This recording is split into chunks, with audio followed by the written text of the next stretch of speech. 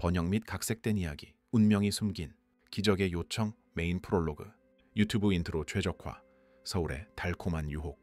베이커리가 문을 닫으려던 찰나 이재현 대표가 3살배기 딸을 안고 필사적으로 들어섰다.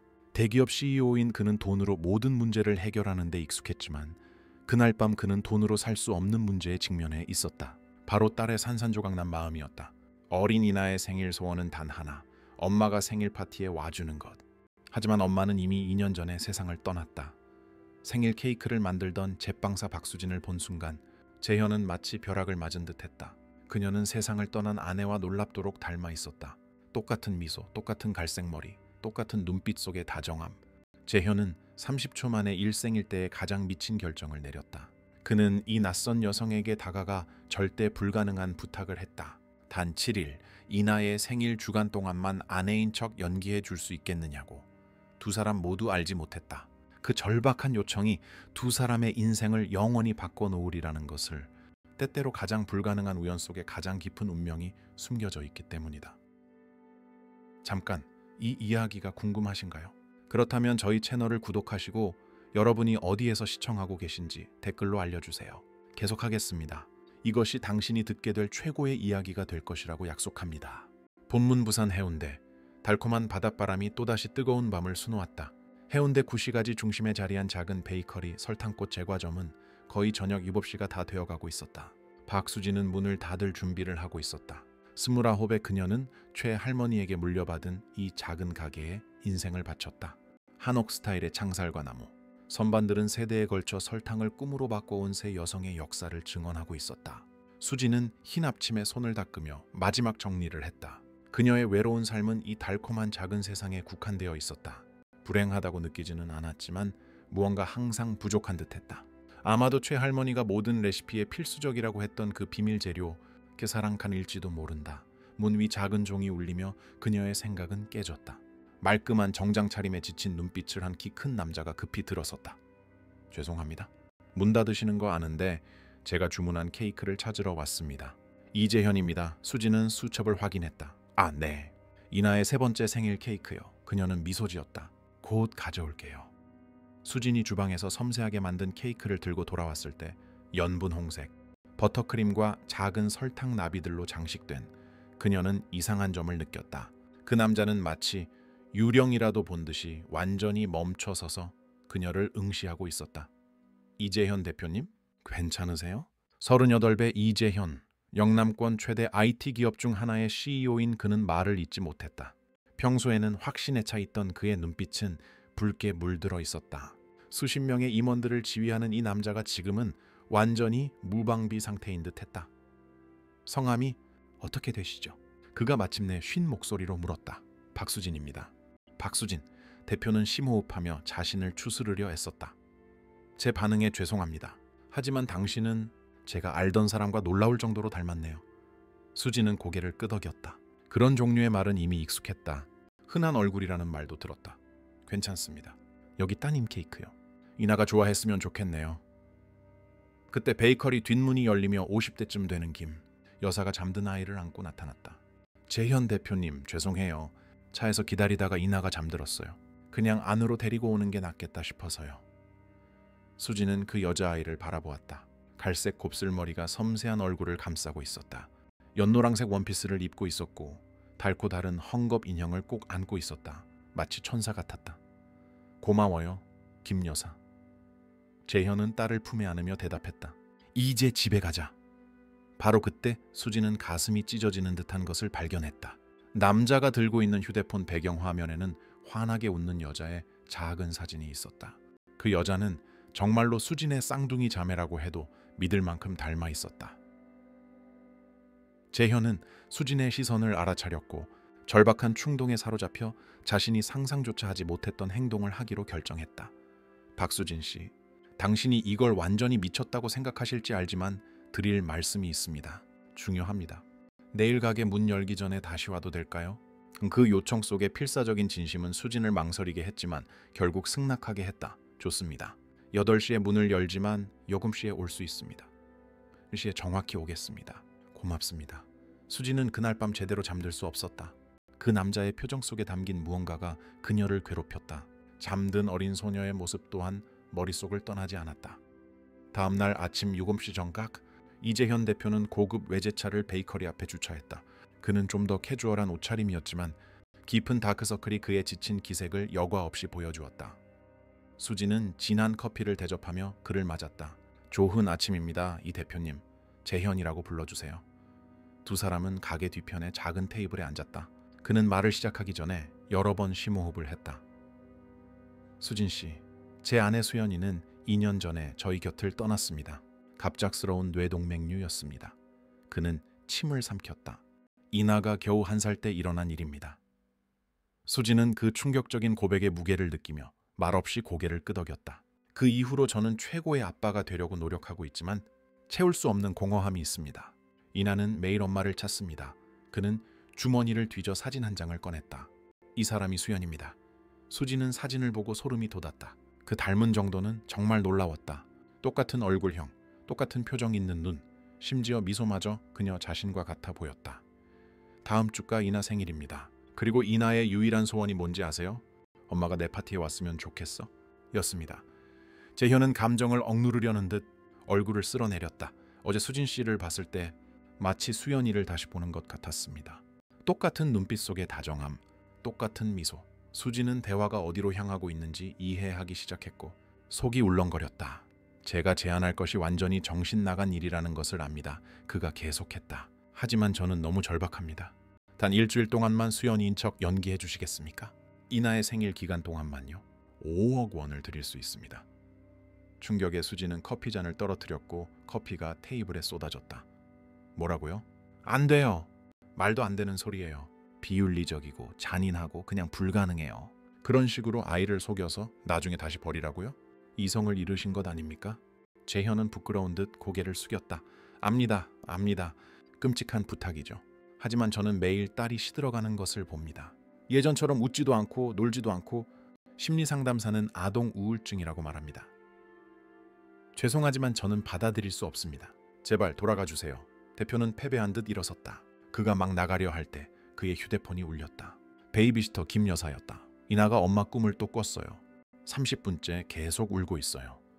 수화기 넘어 목소리가 알려왔다.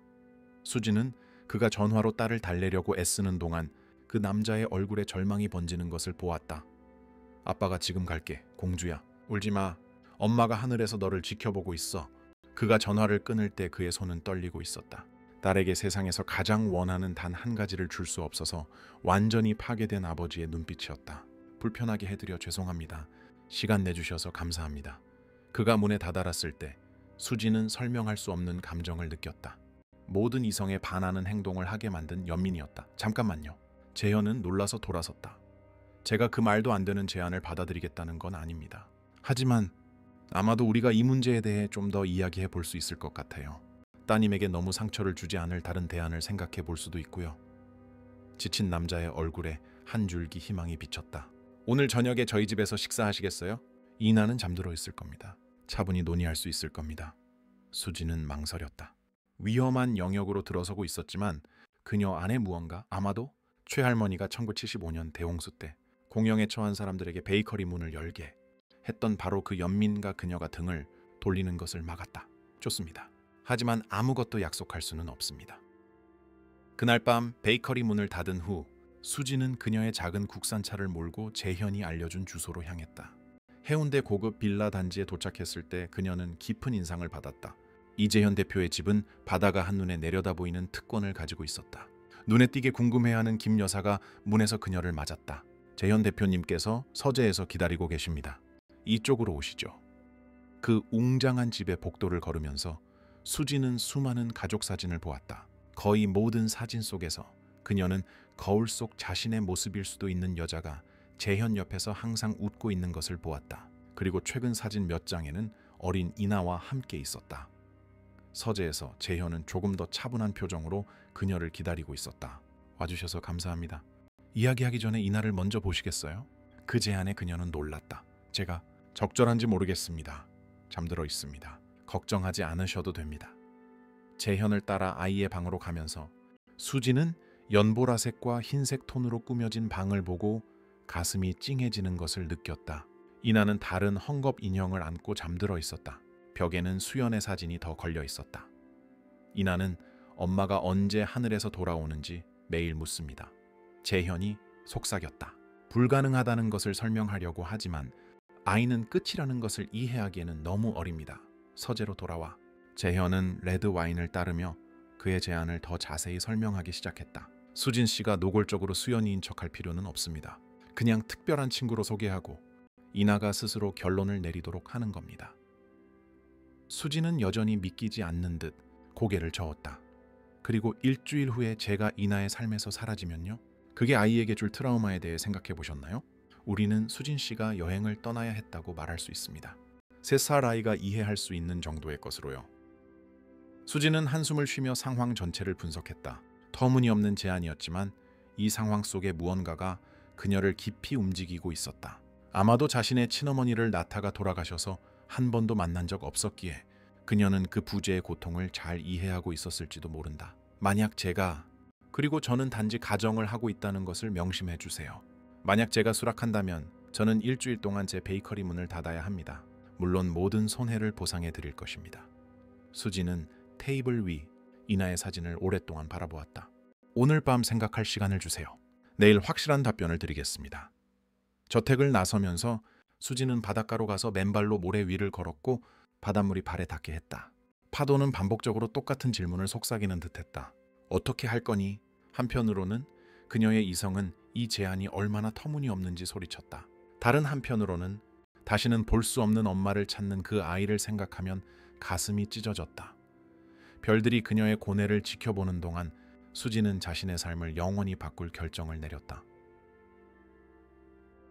다음 날 아침은 해운대의 야자수를 흔들던 그 바닷바람과 함께 왔지만 수진에게는 아무것도 예전 같지 않았다. 베이커리 문을 여는 그녀의 손은 약간 떨렸다. 그녀는 자신이 이렇게 복잡한 결정 앞에 서게 될 줄은 상상도 못했다. 직원 인정. 여사는 무언가 잘못되었음을 즉시 알아차렸다. 아가씨, 안색이 안 좋으시네요? 무슨 일 있으셨어요? 수진은 애써 미소 지었다. 아무 일도 아니에요, 정 여사님. 그냥 잠을 설쳤어요. 자신이 받은 말도 안 되는 제안을 어떻게 설명할 수 있을까? 그것을 받아들이는 것을 실제로 고려하고 있다는 것을 어떻게 정당화할 수 있을까? 오전 10시 문 위에 작은 종이 재현의 도착을 알렸다. 그는 전날보다 더 지쳐 보였고 깊은 다크서클이 밤을 지새웠음을 드러냈다. 수지는 그를 뒷방으로 안내하며 진한 커피를 대접했고 재현은 감사하며 받아들였다. 대표님의 제안에 대해 많이 생각했습니다. 그녀가 테이블 위로 손을 모으며 말을 시작했다. 미친 짓입니다. 완전한 정신 나간 짓이죠. 재현은 거절을 예상하며 눈을 내리깔았다. 하지만 받아들이겠습니다. 대표는 믿기지 않는 듯 고개를 들었다. 정말요? 정말로요? 조건이 있습니다.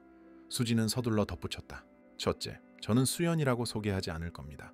대표님이 제안하신 대로 저는 특별한 친구가 될 겁니다. 둘째, 일주일이 끝난 후 저는 이나의 삶에서 완전히 사라지지 않을 겁니다. 가끔씩 방문하여 관계를 유지할 수 있도록 또 다른 버림받음이 되지 않도록 할 것입니다. 재현은 힘차게 고개를 끄덕였다. 물론이죠, 물론입니다. 또 다른 것은요? 셋째, 저는 수연이가 어떤 사람이었는지 더 잘 알아야 합니다. 그녀의 취향, 버릇, 이야기들 완벽하게 흉내내기 위해서가 아니라 이나를 혼란스럽게 할 수 있는 모순을 피하기 위해서입니다. 사진, 영상 보여드릴 수 있고 이야기도 해드릴 수 있습니다. 김 여사도 수연이를 잘 알았습니다. 그리고 마지막으로 수지는 심호흡했다. 저는 돈을 받지 않겠습니다. 재현은 혼란스러운 듯 미간을 찌푸렸다. 무슨 말씀이세요? 베이커리 문도 닫고 이 모든 수고를 하시는데 문을 닫는 데 드는 비용, 직원 급여와 월세는 제가 지불하겠지만 이것으로 이득을 보고 싶지는 않습니다. 저는 그렇게 할 수 없을 것 같습니다. 대표는 오랫동안 젊은 여성의 얼굴을 응시했다. 그녀가 평범한 사람이 아니라는 것은 명백했다. 알겠습니다. 당신의 결정을 존중합니다. 언제 시작하실 수 있겠습니까? 내일이 금요일입니다. 정 여사님이 월요일까지 베이커리를 돌보도록 모든 것을 정리하고 그 후 일주일 동안 문을 닫겠습니다. 그들은 마지막 세부 사항을 합의했다. 수지는 토요일 밤 이나를 만나기 하루 전에 저택에서 첫날 밤을 보내기로 했다. 이는 그녀에게 집에 익숙해지고 수연에 대해 더 많이 배울 시간을 줄 것이었다. 그날 오후는 베이커리에서 길게 이어졌다. 들어오는 모든 고객은 수진이 안고 있는 죄책감 있는 비밀의 증인인 듯했다. 그녀는 끔찍한 실수를 저지르고 있는 것일까? 순진한 아이에게 상처를 주게 될까? 가게 문을 닫으면서 그녀는 유일한 살아있는 가족인 고모에게 전화를 걸었다. 고모, 제가 출장 때문에 일주일 동안 자리를 비워야 할 것 같아요. 그 거짓말은 입안에 쓴맛을 남겼다. 고모에게조차 진실을 말할 수 없다면 그녀의 결정이 옳다고 확신할 수 있을까? 토요일은 숨 막힐 듯 빠르게 다가왔다. 수지는 간소한 옷가지를 작은 가방에 챙겼다. 잠옷을 고르면서 망설였다. 아이가 있는 집이니 좀 더 단정한 것을 가져가야 할까? 저택에 도착하자 김 여사가 그녀를 맞이했고 2층 손님방으로 안내했다. 재현 대표님께서 준비되시면 영상실에서 기다리라고 하셨습니다. 복도 3번째 문이요. 방은 그녀의 아파트 전체보다 컸다. 바다 전망은 숨 막힐 듯 아름다웠다. 이나는 친할머니 댁에서 하루를 보내고 있습니다. 김 여사가 설명했다. 내일 아침에 돌아올 거예요.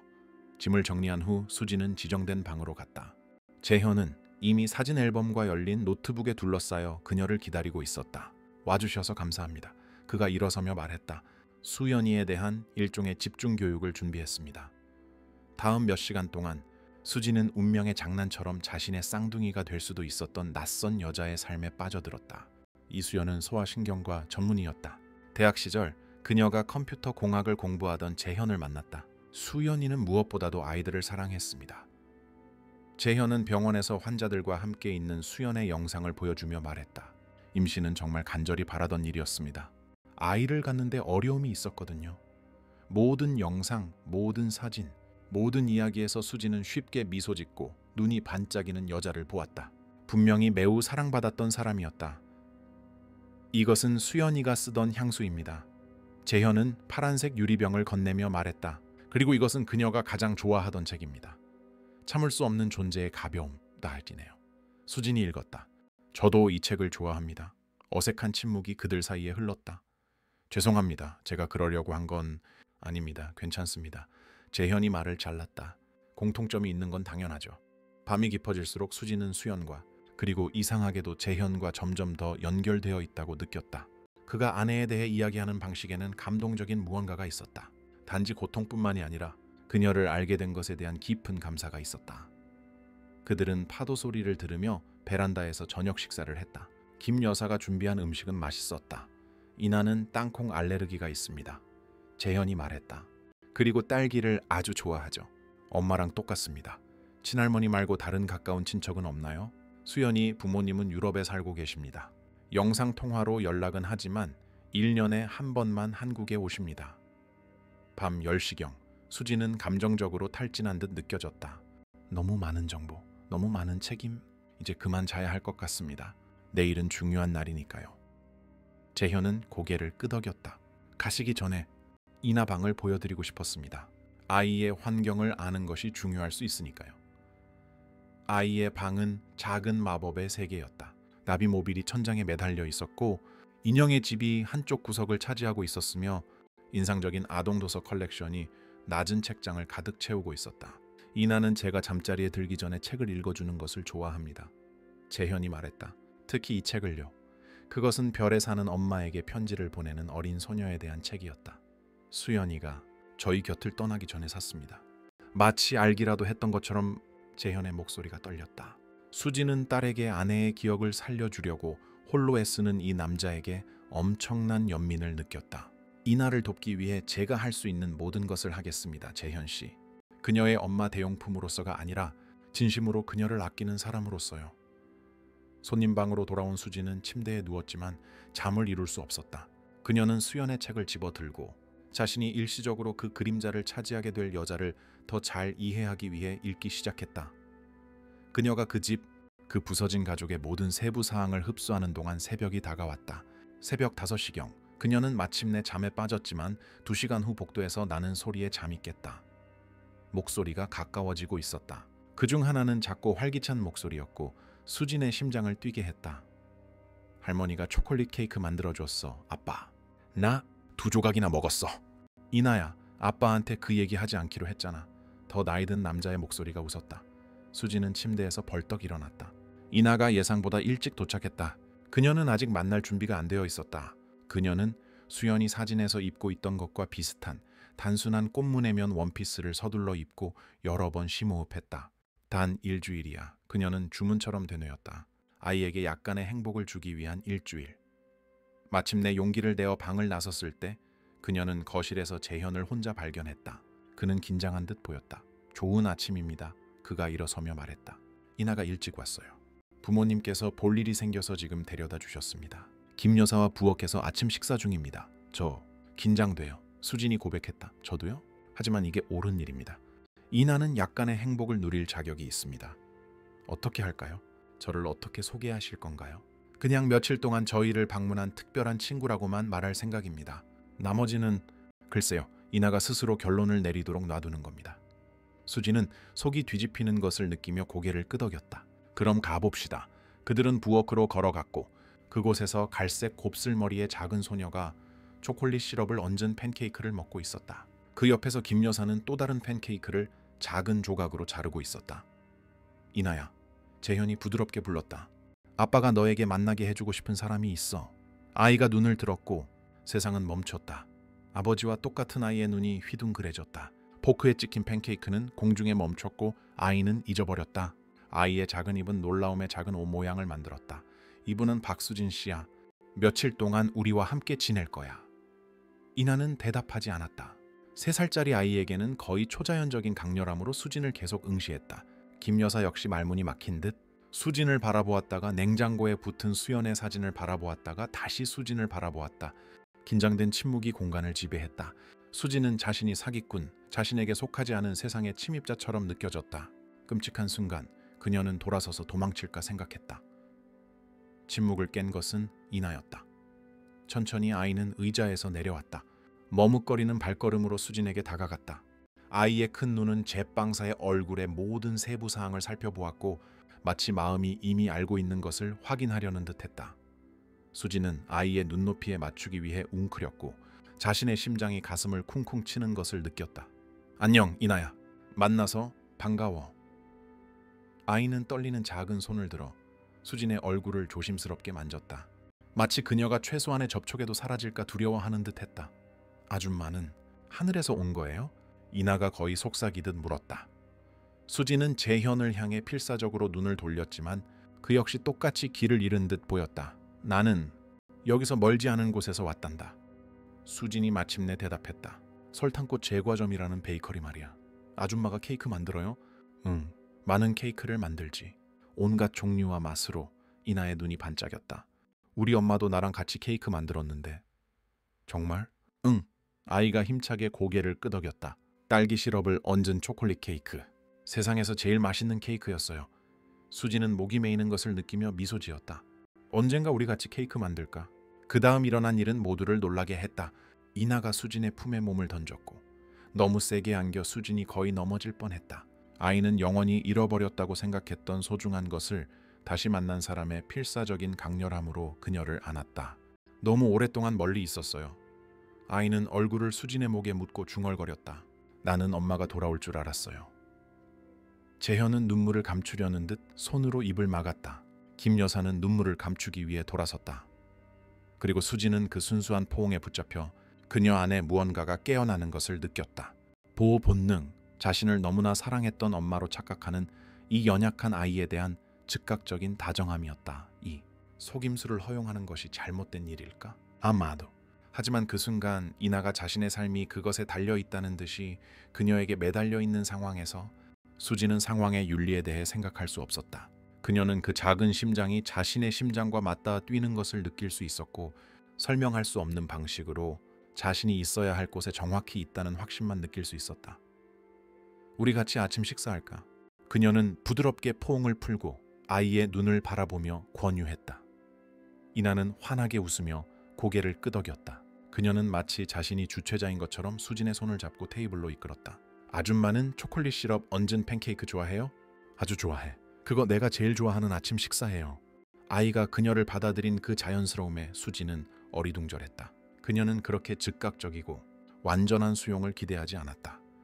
부엌 테이블에 앉아 이나가 장난감, 좋아하는 만화, 생일 파티에 입고 싶은 새 드레스에 대해 활기차게 수다를 떠는 동안 수지는 재현을 흘끗 보았다. 그는 기쁨과 죄책감 사이에서 갈등하는 표정으로 그 장면을 지켜보고 있었다. 그들이 하는 일이 옳은 일일까? 시간이 말해줄 것이다. 하지만 당분간은 이나의 웃음소리, 아마도 아주 오랜만에 터져 나온 진정한 웃음소리가 충분한 대답처럼 보였다. 재현의 집에서의 첫날은 수진에게 열병 같은 꿈처럼 지나갔다. 이나는 그녀가 잠시라도 한눈을 파는 사이에 이 특별한 손님이 사라질까 두려워하는 것처럼 한순간도 그녀에게서 떨어지지 않았다. 아이는 저택의 모든 장난감, 모든 책, 모든 비밀스러운 구석을 보여주었다. 얘는 수염씨예요. 이나는 달고 다른 헝겊 인형을 들어 보이며 소개했다. 엄마가 나를 위해 만들어줬어요. 내가 악몽을 꿀 때 나를 지켜줘요. 수지는 그 장난감을 조심스럽게 잡으며 미소 지었다. 아주 용감해 보이네. 용감해요. 침대 밑 모든 괴물을 쫓아내죠. 오후는 정원에서의 피크닉으로 채워졌다. 김 여사가 샌드위치, 주스, 과일을 준비했고 그것들은 체크문의 식탁보 위에 놓였다. 이나는 수진이 자신과 아빠 사이에 앉아야 한다고 고집했다. 아빠, 이야기해주세요. 아이가 딸기를 베어 물며 부탁했다. 재현은 세상에서 가장 아름다운 정원에 사는 나비 공주에 대한 이야기를 시작했다. 이나가 아빠보다 먼저 몇 문장을 완성하는 것으로 보아 그것은 그가 자주 들려주던 이야기임이 분명했다. 그리고 나비 여왕은 온 왕국에서 가장 아름다운 미소를 가지고 있었지. 재현은 수진에게 의미심장한 시선을 던지며 덧붙였다. 수진은 그 시선의 무게 아래 얼굴이 붉어지는 것을 느꼈다. 그들 셋 사이에 형성되고 있는 이 이상한 역동성에서 연기가 무엇이고 진실이 무엇인지 구분하기 어려웠다. 밤이 되어 이나를 잠자리에 들게 할 시간. 아이는 수진에게 가장 좋아하는 이야기, 바로 별에 있는 엄마에게 편지를 보내는 소녀에 대한 책을 읽어달라고 부탁했다. 엄마랑 똑같이 읽어줘요. 이나가 이미 졸린 목소리로 말했다. 똑같은 부드러운 목소리로. 그 말은 수진의 가슴에 돌처럼 떨어졌다. 그들이 하는 일이 옳은 일일까? 아니면 미래에 더 큰 고통만 가져올 환상을 키우고 있는 것일까? 마침내 이나를 잠재운 후 그녀는 베란다에서 어두운 바다를 바라보고 있는 재현을 발견했다. 이나가 너무 행복해 보여요. 그가 수평선에서 시선을 떼지 않고 말했다. 이렇게 웃는 걸 본 게 너무 오래됐습니다. 그게 저를 걱정시켜요, 재현 씨. 이나는 제가 분명히 수연이라고 믿고 있어요. 저는 당신이 그렇다고 말한 적 없습니다. 그럴 필요도 없었어요. 외모의 유사성만으로도 이나는 결론을 내리기에 충분했습니다. 그리고 우리는 그 착각을 풀기 위해 아무것도 하지 않았어요. 재현은 마침내 그녀를 바라보기 위해 돌아섰다. 당신은 포기하고 싶습니까? 우리가 잘못하고 있다고 생각하나요? 수지는 머리를 쓸어 넘기며 한숨 쉬었다. 모르겠어요.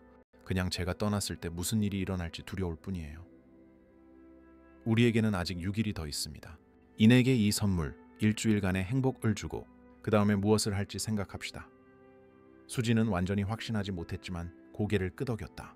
잠자리에 들기 전에 그녀는 재현에게 마지막 시선을 던졌다. 달빛 아래 그가 보았던 모습 중 가장 편안해 보이는 얼굴은 몇 년은 더 젊어 보였다. 그리고 묘하게 매력적이었다. 둘째 날은 이나가 새벽 6시에 수진의 방으로 침입하여 침대 위에서 흥분하여 펄쩍펄쩍 뛰는 것으로 시작되었다. 팬케이크 만들자. 팬케이크 만들자. 온 부엌에 밀가루를 뿌려가며 벽에 웃음소리가 울려 퍼지는 가운데 아침 식사를 함께 준비하면서 수지는 뭔가 불안한 점을 깨달았다. 그녀는 즐거워하고 있었다. 진심으로. 그녀를 움직이는 것은 단순한 연민이 아니라 이 아이와 함께하는 것에서 오는 진정한 기쁨이었다. 셋째 날은 비가 왔다. 한국 해안 지역의 전형적인 폭우였다. 나갈 수 없게 되자 그들은 거실에 시트천으로 텐트를 치고 쿠키를 굽고 공주 영화를 보며 하루를 보냈다. 이나는 수진이 소파 가운데 자신과 아빠 사이에 앉아야 한다고 고집했다. 어느 순간 재현이 소파 등받이에 팔을 뻗었고 그의 손가락이 수진의 어깨에 살짝 닿았다. 그녀는 눈치채지 못한 척했지만 심장은 빨라졌다. 넷째 날 이나는 열이 났다. 수진은 아이의 침대 옆에서 몇 시간 동안 차가운 물수건을 대주고 나지막이 노래를 불러주었다. 재현은 문 앞에서 감사와 뭔가 더 깊고 위험한 것이 섞인 표정으로 지켜보았다. 아이들을 잘 다루시네요. 이나가 마침내 잠들었을 때 그가 말했다. 아이를 가질 생각은 해보셨나요? 그 질문은 수진을 놀라게 했다. 언젠가는 아마도요. 항상 대가족을 원했어요. 수연이도 그랬습니다. 우리는 적어도 3명의 아이를 계획했죠. 불편한 침묵이 그들 사이에 흘렀다. 수연의 그림자는 항상 존재했다. 다섯째 날 이나가 회복되자 그들은 해운대 구시가지를 산책했다. 부산의 역사 지구를 방문하고 아이스크림을 먹고 역사적인 거리를 걸었다. 겉으로 보기에는 그들은 정상적이고 행복한 가족처럼 보였다. 어떤 순간에는 수진조차도 이것이 일시적인 유통기한이 있는 환상이라는 것을 잊어버렸다. 장난감 가게에서 이나가 원격 조종 자동차 시연에 정신이 팔려 있는 동안 재현이 수진에게 다가왔다 드릴 말씀이 있습니다. 그가 낮은 목소리로 말했다. 죄책감을 느낍니다. 무슨 죄책감이요? 당신에 대해서요? 우리에 대해서요? 제가 당신에게 이 일을 제안했을 때는 단지 수연과의 유사성 때문이었습니다. 하지만 이제는 수진은 속이 철렁 내려앉는 것을 느꼈다. 이제는요, 재현 씨, 이제 저는 당신을 봅니다. 박수진 씨를요, 수연의 복사본으로서가 아니라 그 자체로 독특하고 특별한 사람으로요. 그녀가 대답하기도 전에 이나가 작은 제과 주방 장난감을 들고 달려왔다. 이것 봐요. 아줌마 가게랑 똑같아요. 여섯째 날 아침은 화창했다. 다음 날 있을 파티에 완벽했다. 수지는 마지막 준비를 도왔고 이나가 너무나 사랑하는 나비 테마에 맞춰 분홍색과 연보라색 톤의 메뉴, 간식, 장식을 승인했다. 오후에 아이는 수진에게 자신의 사진 앨범을 보여주겠다고 고집했다. 이건 엄마가 의사였을 때예요. 이나는 흰 가운을 입은 수연의 사진을 가리키며 설명했다. 엄마는 아픈 아이들을 돌봤어요. 그녀는 페이지를 넘겼다. 이건 내가 뱃속에 있을 때 엄마예요? 임신한 수연이 카메라를 향해 환하게 웃고 있었다. 그리고 이건 내가 아기였을 때 엄마가 나를 안고 있는 거예요. 페이지마다 아이는 거의 알지 못했던 엄마를 보여주었지만 그 작은 마음 속에는 너무나 큰 공간을 차지하고 있었다. 수지는 새로운 이미지를 볼 때마다 목이 메는 것을 느꼈다. 엄마는 왜 하늘에 가야 했어요? 이나가 갑자기 물었고 수지는 완전히 허를 찔렸다. 나는 아빠는 엄마가 아팠고 별이 되었다고 했어요. 하지만 이제 돌아온 거죠. 그렇죠? 제빵사는 패닉이 커지는 것을 느꼈다. 그녀는 재현을 찾기 위해 주위를 둘러보았지만 그는 파티 물품을 가지러 나간 상태였다. 이나야, 아줌마는 아이가 그녀를 가로막고 세게 안았다. 괜찮아요. 영원히 있을 수 없다는 거 알아요. 유치원 선생님이 별이 된 사람들은 꿈속에서만 우리를 방문할 수 있다고 했어요. 하지만 그래도 나는 엄마가 내 파티에 와줘서 너무 행복해요. 그 순진한 말은 수진의 가슴을 주먹으로 치는 것 같았다. 이나는 아이의 지혜로 상황에 대한 설명을 이미 만들어낸 것이다.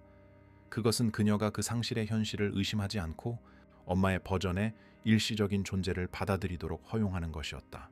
그날 밤 이나를 잠재운 후 수지는 서재에서 재현을 발견했다.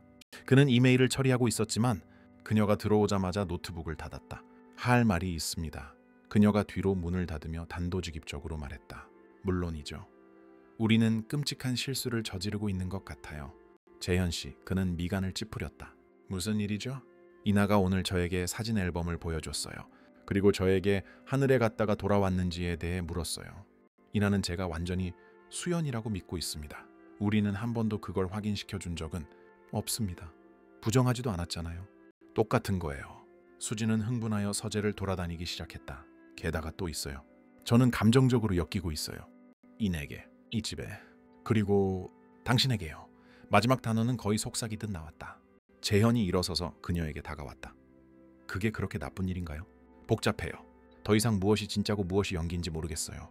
제가 여기에 왔을 때는 단지 일주일 동안 연민 때문에 하는 호의라고 확신했습니다. 이제는요? 수지는 침을 삼켰다. 이제는 떠나는 것이 두려워요. 재현은 그녀의 손을 자신의 손 안에 잡았다. 떠날 필요가 없다면요? 무슨 뜻이죠? 이것이 진짜가 될 수 있다면요? 우리 셋이 함께요. 수지는 몸을 빼내며 뒤로 물러섰다. 제정신이 아니세요, 재현 씨. 당신은 저에게 반하고 있는 것이 아닙니다. 당신은 저에게서 보는 수연의 이미지에 반하고 있는 거예요. 사실이 아닙니다.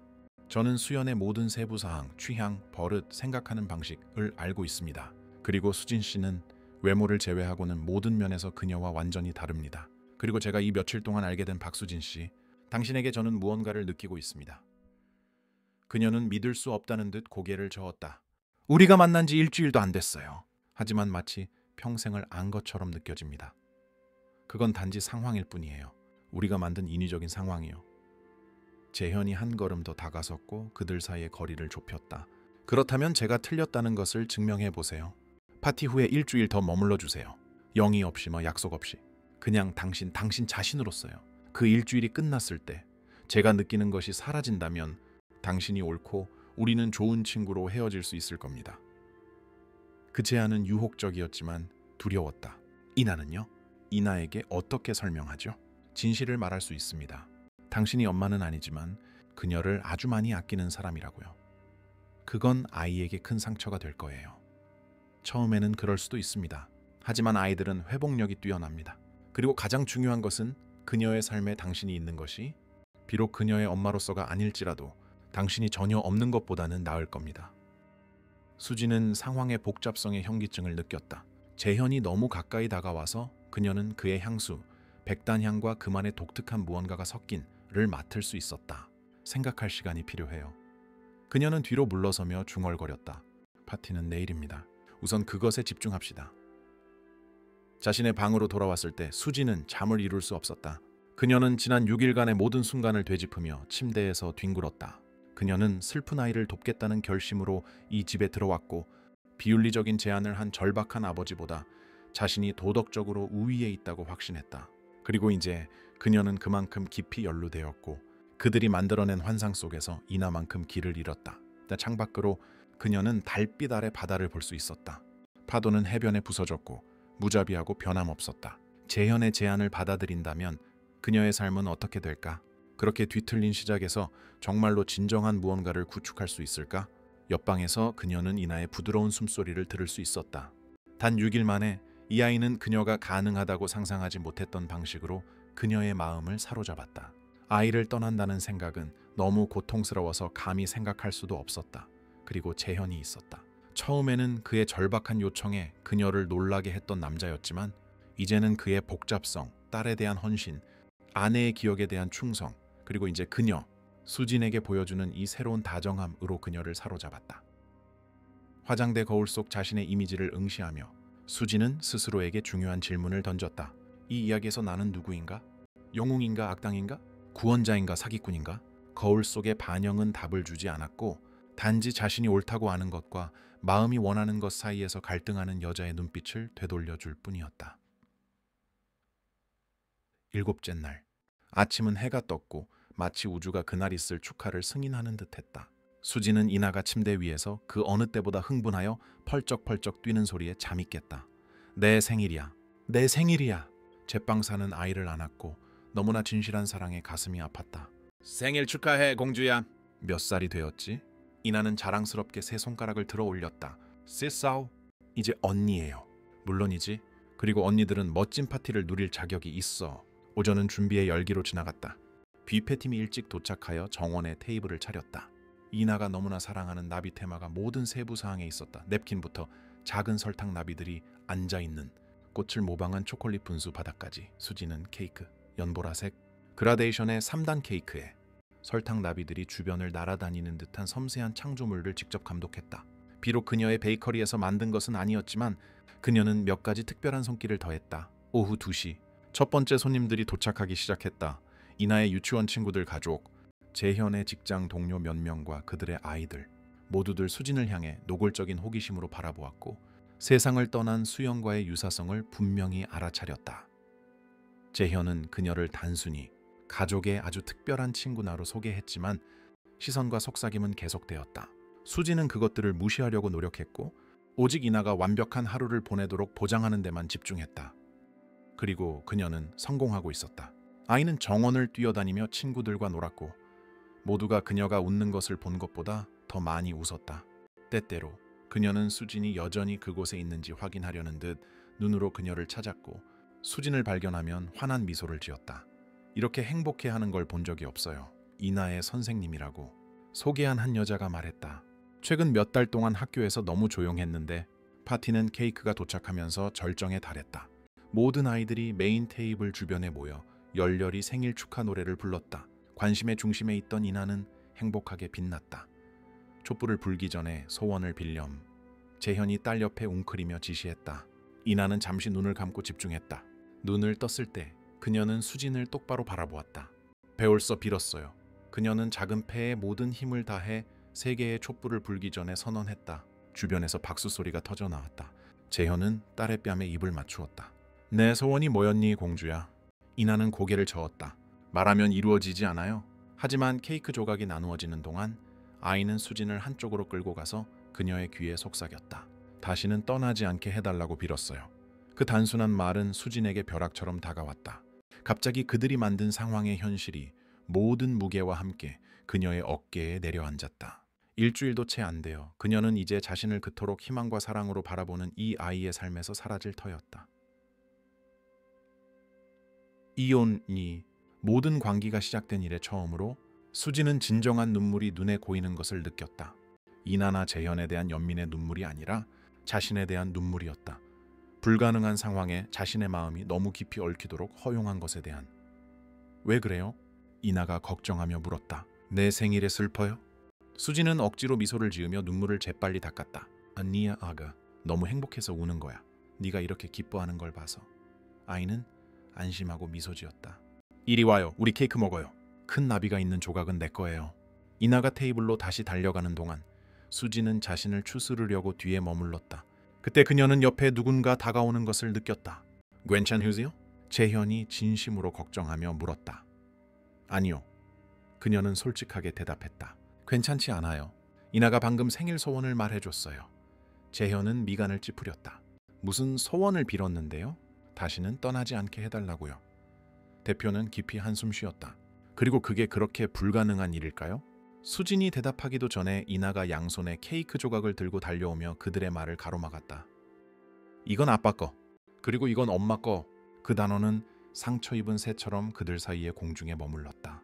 이나가 그녀를 그렇게 직접적으로 사람들 앞에서 부른 것은 처음이었다. 근처에서 들은 손님들은 눈에 띄게 당황했다.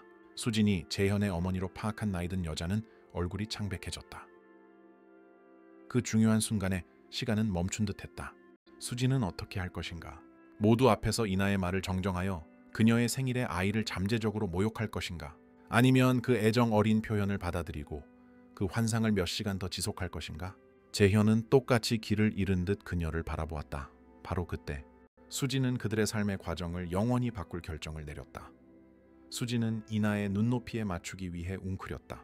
섬세하게 그녀는 아이가 건네는 케이크 접시를 받았다. 고마워, 아가. 그녀는 감정의 소용돌이에도 불구하고 침착함을 유지하며 말했다. 내 친구들이 트램펄린에서 놀고 싶어 하는지 보러 갈까? 즉각적인 위기는 모면되었지만 수진은 결정적인 해결책이 필요하다는 것을 알았다. 이나가 다른 아이들과 함께 행복하게 뛰는 것을 지켜보던 그녀는 누군가 다가오는 것을 느꼈다. 완벽하게 정돈된 회색 머리를 가진 우아한 여성, 재현의 어머니였다. 제 아들이 당신에 대해 이야기했습니다. 그 여자는 머리말 없이 말했다. 그 거래에 대해. 수진은 얼굴이 화끈거리는 것을 느꼈다. 어머님, 저는 초의 여사라고 부르세요. 그 여자는 그녀의 말을 가로막으며 손을 들어 올렸다. 저는 판단하러 온 것이 아닙니다. 재현이 저에게 말했을 때 저는 경악했습니다. 하지만 오늘 그녀는 손녀딸이 아주 오랜만에 웃는 방향을 바라보았다. 오늘은 더 이상 어떻게 생각해야 할지 모르겠습니다. 저도 마찬가지예요. 수진이 고백했다.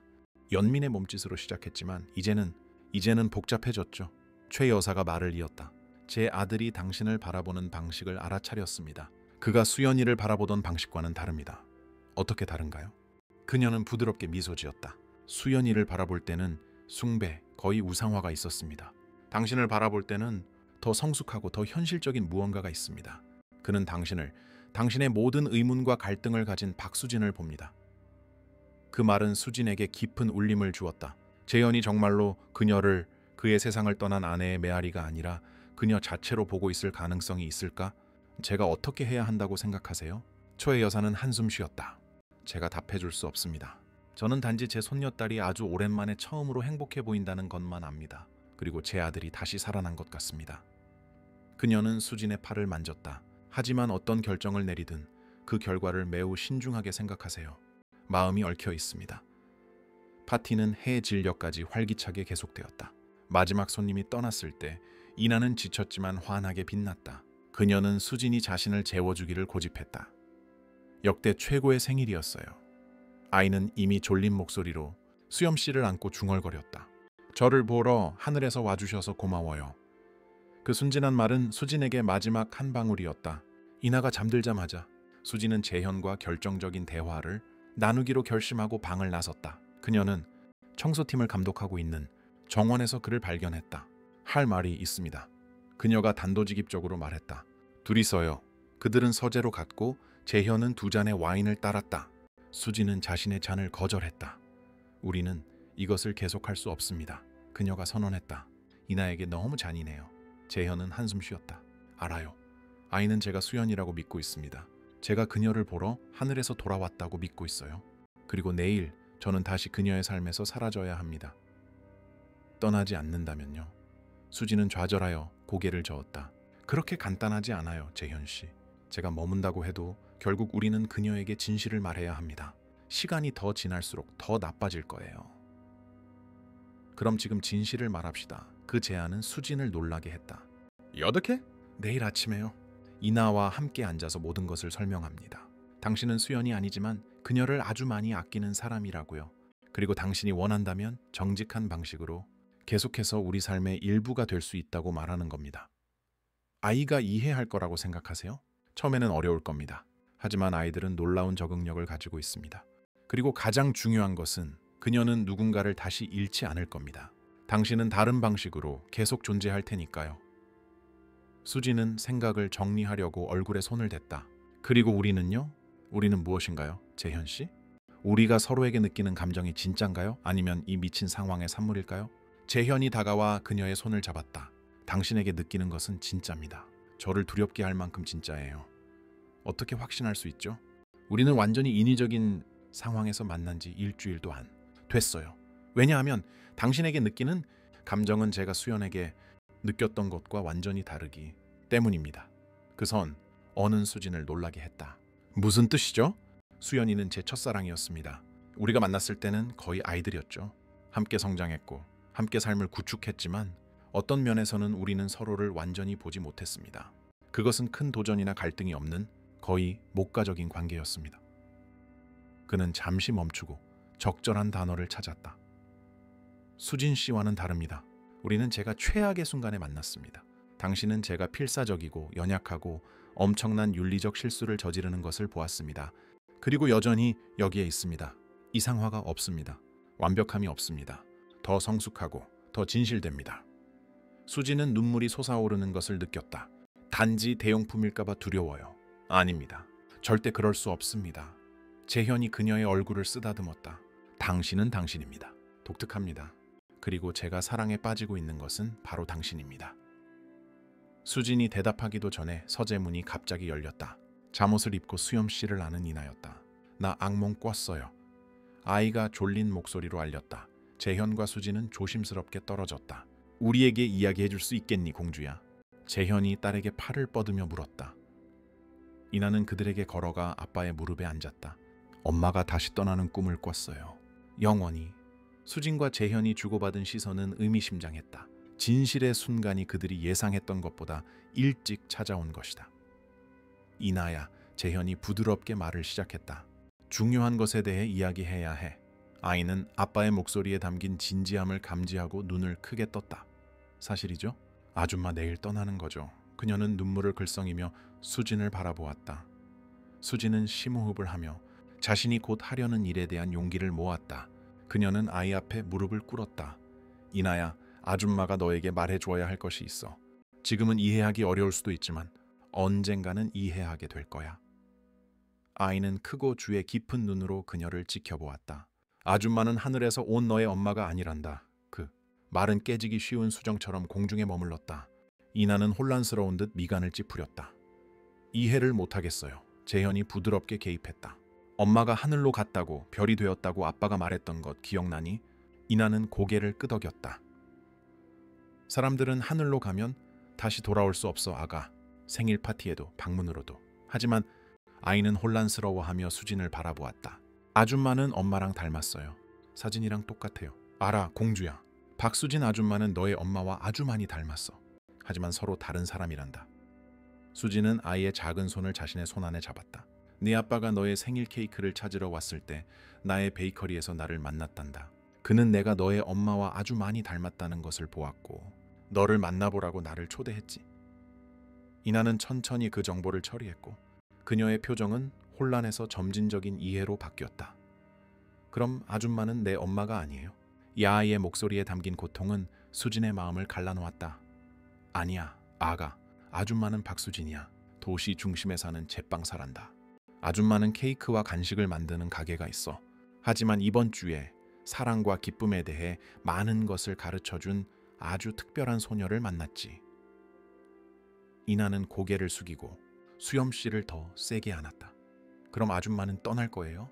수진은 재현을 바라보며 지침을 구했다. 그는 그녀를 격려하듯 살짝 고개를 끄덕였다. 그건 이나에게 달렸어. 아줌마는 너의 엄마가 될 수 없어. 왜냐하면 너의 엄마는 유일하고 특별했고 아무도 그녀를 대체할 수 없기 때문이야. 하지만 너의 친구가 될 수는 있어. 네가 원한다면. 친구? 아이는 그 개념을 고려하는 듯 했다. 응, 너를 아주 많이 좋아하고 너를 방문하고 산책을 가고 같이 케이크를 만들 수 있는 친구. 이모처럼요. 이나는 가끔 방문했던 가족 친구를 언급했다. 비슷할 수도 있지. 하지만 아마도 나는 훨씬 더 가까운 친구가 될 수 있을 거야. 너와 너의 아빠가 원한다면. 이나는 모든 것을 처리하며 오랫동안 침묵했다. 마침내 그녀가 말했을 때 그녀의 목소리는 놀랍도록 차분했다. 하지만 하늘 엄마가 내가 아줌마랑 친구가 되면 슬퍼하지 않을까요? 그 질문은 너무나 순진하고 동시에 깊어서 수진을 감동시켰다. 절대 그렇지 않을 거라고 확신해, 아가. 너의 엄마는 네가 너를 사랑하고 돌봐주는 사람들이 있다는 것을 알면 아주 기뻐할 거야. 이나는 아빠를 향해 몸을 돌렸다. 사실이에요, 아바? 사실이야, 공주야. 엄마는 네가 행복하기만을 바랐어. 그리고 아빠도 마찬가지고. 아이는 이 설명을 받아들이는 듯했다. 그럼 아줌마는 내 친구 박수진이 될 수 있어요. 영광이지. 이나는 피곤함에 하품했고 하루의 감정에 지쳐 있었다. 오늘 아줌마 침대에서 자도 돼요? 오늘만요? 수진은 재현을 바라보았고 그가 고개를 끄덕였다. 물론이지. 아가. 이나가 마침내 다시 잠들었을 때 이번에는 수진의 침대에서 제빵사는 베란다에서 재현을 만났다. 이나가 이 모든 것을 어떻게 받아들이고 있다고 생각하세요? 그녀가 걱정하며 물었다. 우리가 예상했던 것보다 잘 받아들이고 있다고 생각합니다. 하지만 내일이 진정한 시험이 될 겁니다. 그들은 잠시 동안 침묵하며 바다에 비친 달을 바라보았다. 그리고 당신은요? 재현이 마침내 물었다. 이 모든 것을 어떻게 받아들이고 있습니까? 수진은 한숨 쉬었다. 솔직히요? 두려워요. 일주일 만에 제 삶이 완전히 뒤집혔어요. 저는 거의 알지 못하는 아이와 우연히 제가 닮은 아내를 가졌던 남자에게 감정이 생겼어요. 마치 드라마 줄거리 같죠? 안 그래요? 재현이 웃음기 없이 웃었다. 가장 있을 법하지 않은 드라마요. 그럼 이제 어떻게 할까요? 수진은 잠시 생각했다. 우리에게는 시간이 필요하다고 생각해요. 영이나 압박이 없는 진짜 시간이요. 저는 제 삶으로 베이커리로 돌아가야 합니다. 그리고 재현 씨와 이나는 이 새로운 구도에 적응해야 합니다. 그럼 내일 떠날 건가요? 네, 하지만 완전히는 아닙니다. 주말에 이나를 방문할 수 있어요. 상황이 자연스럽게 어떻게 발전하는지 지켜봅시다. 재현은 약간 실망한 듯 보였지만 고개를 끄덕였다. 우리 관계는요? 우리에게도 시간이 필요해요, 재현 씨. 제가 당신에게 무언가를 느끼고 있다는 것을 부정할 수 없습니다. 하지만 그것이 진짜인지 아니면 이 특별한 상황의 산물일 뿐인지 확인해야 해요. 그는 그녀의 손을 잡았다. 기다릴 수 있습니다. 시간은 제가 충분히 가진 것입니다. 다음 날 아침 식사는 평소보다 더 조용했다. 이나는 생각에 잠긴 듯 수진과 아빠 사이를 번갈아 보았다. 오늘 정말 떠날 거예요? 아이가 마침내 물었다. 내 집으로 돌아갈 거야. 응, 수진이 대답했다. 베이커리 문을 다시 열어야 해. 많은 사람들이 내 케이크를 기다리고 있어. 내 생일 케이크처럼 예쁜 케이크를 만들어요? 응, 만들어. 온갖 종류와 맛으로. 아줌마 베이커리에 가봐도 돼요? 수진은 개방성에 안도하며 미소 지었다. 물론이지. 네가 원할 때 언제든지. 내일요? 재현은 딸의 조급함에 웃었다. 다음 주말은 어떨까? 수진 씨가 정리할 시간이 필요해. 이나는 기다림에 약간 실망한 듯 보였지만 동의했다. 아침 식사 후 수진은 짐을 챙겼다. 단 7일 만에 그 손님방이 친숙해졌다는 것이 이상했다. 그녀가 여행 가방을 들고 내려왔을 때 그녀는 재현과 이나가 거실에서 기다리고 있는 것을 발견했다. 아이는 손에 무언가를 들고 있었다. 그림이었다. 아줌마 주려고 그렸어요. 아이는 종이를 수진에게 건네며 말했다. 나, 아줌마, 아빠, 그리고 수염 씨가 있어요. 그림은 4개의 막대기 인물을 보여주었다. 2명의 큰 인물, 1명의 작은 인물, 그리고 기형적인 고양이처럼 보이는 인물, 아마도 수염 씨. 모두 웃고 있었다. 아름답다, 이나야. 냉장고에 걸어둘게. 작별 인사는 수진이 예상했던 것보다 더 평온했다. 이나는 그녀를 세게 안고 곧 돌아오라고 부탁했다. 그녀의 눈에는 더 이상 혼란이 없었다. 단지 자신이 좋아하는 사람에 대한 아이의 진심 어린 애정뿐이었다. 재현은 그녀를 차까지 배웅했다. 고맙습니다. 그가 간단히 말했다. 모든 것에 대해. 아무것도 아니었어요. 모든 것이었습니다. 그는 그녀의 얼굴을 두 손으로 잡았다. 당신은 이 집에 다시 빛을 가져왔습니다. 우리에게요. 별로 생각하지 않고 수지는 몸을 숙여 그의 입술에 부드럽게 키스했다. 짧고 순결한 키스였지만 약속이 담겨 있었다. 토요일에 봐요. 그녀가 차에 타며 말했다. 기다리고 있겠습니다. 도시 중심의 아파트로 다시 운전하는 동안 수지는 여러 감정이 뒤섞인 것을 느꼈다. 정상적인 삶으로 돌아온 안도감, 그녀가 살았던 강렬한 날들에 대한 향수, 그리고 미래가 가져올 수 있는 것에 대한 소심한 희망이었다. 집에 도착하자마자 그녀가 가장 먼저 한 일은 이나의 그림을 냉장고에 거는 것이었다. 그런 다음 정 여사에게 전화를 걸었다. 내일 베이커리 문 다시 여셔도 돼요. 그녀가 알렸다. 저는 조법시에 정확히 갈 거예요. 아가씨 괜찮아요? 목소리가 다르네요. 수지는 스스로에게 미소 지었다. 달라졌어요, 정 여사님. 하지만 괜찮아요. 그날 밤 자신의 침대에 누워 그녀는 파도 소리, 재현의 집 냄새, 그리고 놀랍게도 지난밤 그녀와 함께 잤던 이나의 부드러운 코 고는 소리까지 그리워했다. 그녀의 휴대폰이 울렸다. 재현의 문자였다. 이나가 방금 흥미로운 질문을 했습니다. 당신이 엄마는 아니지만 아빠를 좋아하고 아빠도 당신을 좋아한다면 언젠가 당신이 새 엄마가 될 수 있는지 물었습니다. 수지는 심장이 빨라지는 것을 느꼈다. 그녀는 대답했다. 당신은 뭐라고 했어요? 거의 즉시 답장이 왔다. 시간만이 답할 수 있는 일이라고 말했습니다. 하지만 그것이 일어난다면 세상에서 가장 아름다운 일이 될 거라고요. 그녀는 휴대폰을 보며 미소 지었고 마치 10대 소녀처럼 느껴졌다. 그럼 시간이 답해줄 거예요. 그녀는 다시 타이핑했다. 다음 날 설탕꽃 제과점의 문을 다시 열었을 때 수지는 모든 것이 더 작고 더 단순해 보인다는 것을 깨달았다. 단 일주일이었지만 몇 년이 지난 것처럼 느껴졌다. 정 여사는 즉시 변화를 알아차렸다. 고객의 집에서 일주일 동안 일하는 것을 수락하다니 무슨 생각을 하신 거예요? 그녀는 의심스럽게 물었다. 아가씨가 저에게 말하지 않는 무언가가 있어요. 수지는 수수께끼처럼 미소 지었다. 많은 것들이 있어요, 정 여사님. 아마 언젠가는 말해줄게요. 일주일은 빠르게 지나갔고 수지는 베이커리를 따라잡으려고 노력했다. 목요일에 그녀는 노란 장미, 꽃다발을 받았다. 수연이 가장 좋아했던 꽃이라는 것을 가슴이 찡하게 깨달았다. 카드에는 이렇게 쓰여 있었다. 우리 집의 빛을 되찾아준 수진 씨에게 당신의 친구 재현과 이나로부터. 중요한 것은 수연이 좋아했던 꽃이 아니라는 것을 그녀는 깨달았다. 그것은 몸짓, 생각, 새롭고 다른 것을 구축하려는 의도였다. 토요일이 마침내 왔을 때 수지는 그 어느 때보다 긴장했다. 그녀는 신중하게 옷을 골랐다. 꽃무늬 원피스였지만 수연의 사진에서 본 것과는 달랐다. 그녀 자신의 정체성을 확립하는 것이 중요했다. 재현의 저택에 도착하자 그녀는 거의 안으로 끌고 들어가는 듯한 극도로 활기찬 이나의 환영을 받았다. 아줌마 주려고 케이크 만들었어요. 그러니까 아빠가 도와줬지만 내가 섞어 넣었어요. 그 케이크는 고르지 않은 아이싱을 얹은 초콜릿 반죽 덩어리에 더 가까웠다. 하지만 수진에게는 그녀가 본 것 중 가장 아름다운 창조물이었다. 완벽해. 이나야. 재현은 미소를 지으며 그 장면을 지켜보았다. 이나가 방에서 무언가를 가지러 달려갔을 때 그가 다가왔다. 이나가 일주일 내내 당신 이야기만 했습니다. 제가 경쟁자를 얻은 것 같습니다. 농담 마세요.